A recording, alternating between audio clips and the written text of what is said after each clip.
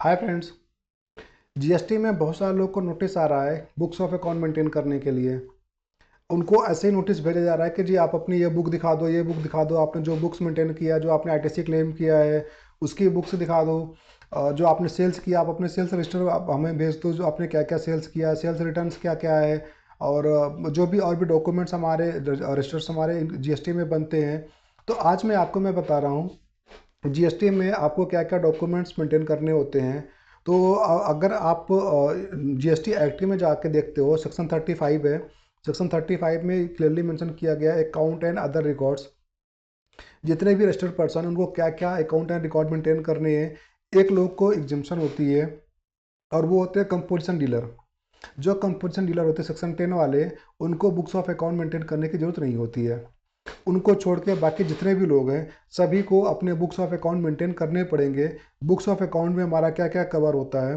Production and manufacturing of goods, inwards आपके purchase, outwards supply of goods and services, दोनों के लिए ही। आपने जो खरीदा हुआ है, जो आपने बेचा हुआ है, वो गुड्स हो या सर्विस हो, दोनों के लिए ही आपका जैसे भी आपके पास अप्लीकेबल होता है उसके आपके पास एडुकेट डॉक्यूमेंट्स रिकॉर्ड होने चाहिए। स्टॉक ऑफ गुड्स, आपने जितने भी रॉ मटेरियल्स परचेज करें, अगर आप मैन्युफैक्चरिंग में है या फिर आप ट्रेडिंग में है, तो आपके पास जो भी गुड्स आया हुआ है उसका आपके पास पूरा रजिस्टर होना चाहिए कि कितना आया, कितना परचेज किया, कितना ओपनिंग था, कितना क्लोजिंग है। एटलीस्ट मंथली बेसिस पे वो रिकनसाइल होने चाहिए। वो आपके हो गए।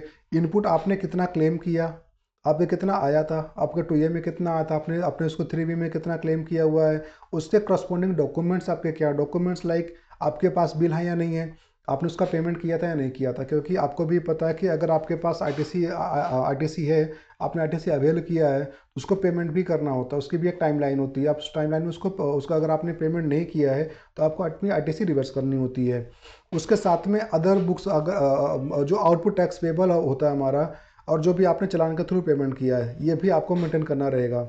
आउटपुट टैक्स पेबल मतलब क्या हो गया, आपको प्रॉपरली हर एक महीने की प्रॉपर कैलकुलेशन रखनी है कि आपने जीएसटी में क्या सेल्स दिखाया था, आपके क्या इनवर्ट सप्लाईज थी, सप्लाई आपने आपकी सेल्स क्या थी इंक्लूडिंग गुड्स और सर्विसेज, आपकी इनवर्ट सप्लाई क्या है इंक्लूडिंग गुड्स और सर्विसेज, आपने उस पर कितना आईटीसी क्लेम किया हुआ है, आपका कितना टैक्स पेबल बनता है, या फिर आपका कोई आईटीसी रिमेनिंग बैलेंस बचती है। तो उस केस में आपको प्रॉपरली हर एक महीने की कैलकुलेशन प्रॉपर रखनी पड़ेगी। जो भी लोग पुराने हैं, जिन्होंने पहले से भी प्रैक्टिस में किया या फिर पहले से बिजनेस में हैं, तो आपको पता होगा पहले एक्साइज लॉ होता था। एक्साइज लॉ में बहुत सारे रजिस्टर मेंटेन होते थे। सम हाउ वो सारे के सारे रजिस्टर यहाँ पे मेंटेन करने होते हैं। तो अब जो एडवाइजरी है, जो मैं आपको सजेस्ट करूँगा, कि सजेस्ट मैं ये करूँगा कि आप अगर आप ट्रेडिंग में या फिर मैन्युफैक्चरिंग में या फिर आप सर्विस इंडस्ट्री में हैं, तो आप किसी में भी हैं, आपके पास जो भी डॉक्यूमेंट्स है आप उसको अपने पास बचा के रखिए। और आप एक कैलकुलेशन तो जरूर रखिए, अगर आप ट्रेडिंग में हैं, आप ट्रेडिंग कर रहे हैं, तो आप अपना स्टॉक रजिस्टर जरूर मेंटेन करें। आपके पास कितनी क्वांटिटी वाइज, वैल्यू वाइज, आपने कितना, आपके पास कितना ओपनिंग है ऑन द सर्टेन डेट, कितना उस टाइम पे ओपनिंग बैलेंस था आपके पास स्टॉक का, आपने पूरे साल में कितना परचेज किया। मंथ वाइज, आप इसको मंथ वाइज करो, ईयरली मत करना, मंथली करो।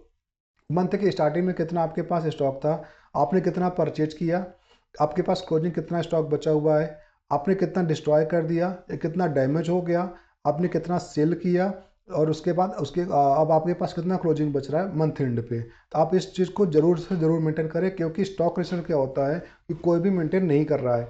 सिर्फ इसलिए कि आईटीसी हमारे पोर्टल पे आ गई, सेल्स हमने ऑलरेडी डाल रखा है, तो हमारा दोनों सेट ऑफ हो गया और काम खत्म, जीएसटी रिटर्न फाइल हो गई ऑटो पॉपुलेटेड डाटा बेसिस पे।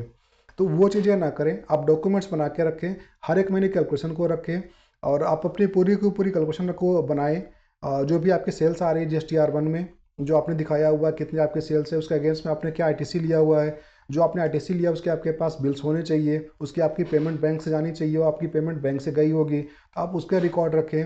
क्योंकि जीएसटी डिपार्टमेंट अब ये टारगेट कर रहा है, कई लोग को इस चीज़ को नोटिस आया हुआ है, उनका सिंपल बिजनेस चल रहा है बट फिर भी उनको नोटिस आ रहे हैं कि जी आप अपने बुक्स ऑफ अकाउंट को वेरीफाई करवाइए।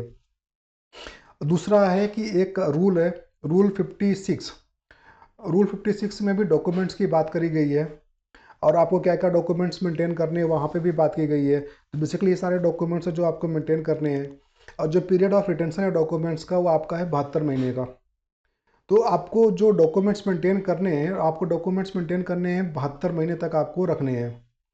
अगर आपका मैटर अपील में या फिर कहीं और डिपार्टमेंट में चल रहा है तो आपके लिए 1 साल और भी उसको रखना रहेगा। यानी कि 7 ईयर से अगर हम बात करते हैं तो 7 ईयर आपको आपको डॉक्यूमेंट्स मेंटेन करना रहेगा, जीएसटी के जो भी आपके डॉक्यूमेंट्स हैं। तो और ये भी एडवाइजेबल है कि अगर आपका टाइम ओवर हो गया है और आपके डॉक्यूमेंट्स मेंटेन कर रखा है तो आप उसको डिस्ट्रॉय ना करें, उसको बचा के रखें। तो आपका जब भी अगर आपके पास इनकम जीएसटी का नोटिस आता है, सॉरी, आपका जीएसटी का नोटिस आता है, तो आप उसके हिसाब से अपने जो भी ईयरली मंथली आपने कैलकुलेशन बना रखी है आप उसको उनके सामने प्रोड्यूस कर सकते हैं, आपको कोई दिक्कत नहीं आएगी। Thank you.